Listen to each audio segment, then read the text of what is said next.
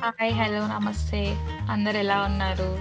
ఈరోజు నేను చేయబోయే రెసిపీ వచ్చేసి ఎగ్‌లెస్ స్పాంజ్ కేక్. దానికి కావాల్సినవి maida, baking powder, baking soda, condensed milk ఇంకా బటర్. ఫస్ట్ ఒక బౌల్ తీసుకొని దాంట్లోకి ఒక కప్ ఆఫ్ మైదా తీసుకొని జల్లించుకోవాలి. దాంట్లోకి ఒక tablespoon of baking powder, అలాగే half tablespoon of baking soda వేసి బాగా మిక్స్ చేసుకోవాలి. ఇప్పుడు దాన్ని పక్కన పెట్టి ఒక మిక్సింగ్ జార్‌లోకి 3-4 table spoons of sugar add చేసుకోవాలి. దాంట్లోకి 3/4 cup of melted butter add చేయాలి. ఇప్పుడు అదే జార్‌లోకి కాచి చల్లార్చిన half glass of milk add చేసుకోవాలి.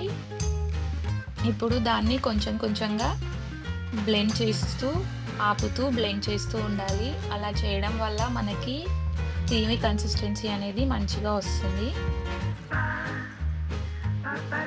చూడండి, ఫైనల్లీ మనకి కన్సిస్టెన్సీ అనేది ఇలా క్రీమ్ లాగా రావాలి. ఇప్పుడు దాన్ని ముందుగా మిక్స్ చేసి పెట్టుకున్న మైదా పిండిలోకి యాడ్ చేసుకొని, దాంట్లోనే కొంచెం కండెన్స్డ్ మిల్క్ యాడ్ చేయాలి.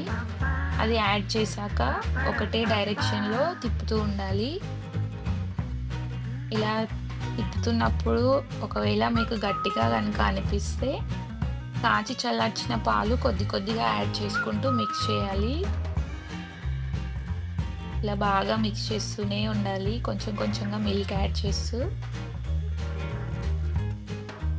ఇలా మిక్స్ చేస్తుండగా ఫైనల్లీ ఇలాంటి కన్సిస్టెన్సీ రావాలి.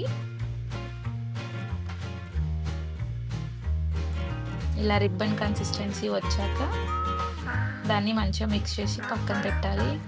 మధ్య మధ్యలో చూడండి మా పిల్లలు చేసే అల్లరి. ఇప్పుడు ఒక బేకింగ్ ట్రే తీసుకొని దాంట్లో ఒక బటర్ పేపర్ వేసుకొని బటర్ అప్లై చేయాలి.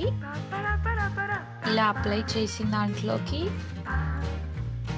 మనం ముందుగా ప్రిపేర్ చేసుకున్న కేక్ మిక్చర్‌ని కొంచెం కొంచెంగా వేసుకుంటూ ఈవెన్‌గా స్ప్రెడ్ చేసుకోవాలి.